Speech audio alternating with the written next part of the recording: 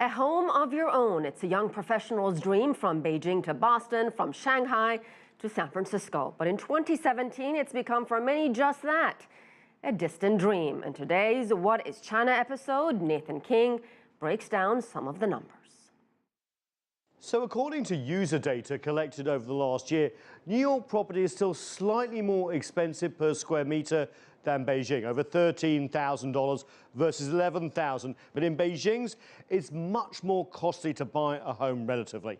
Prices are 33 times average annual earnings. In New York, just 13 times. And when it comes to the cost of a mortgage, Beijing annual mortgage payments cost over 250% of the average annual salary. That puts home ownership out of the reach of many without heavy borrowing. And interest rates in China are about a percentage point higher than the US, meaning Chinese homeowners pay more for their houses over time than Americans. The silver lining for Chinese homeowners: prices have been rising rapidly, creating huge wealth on paper. But remember, prices can go down as well as up, especially if price curbing measures start having an effect.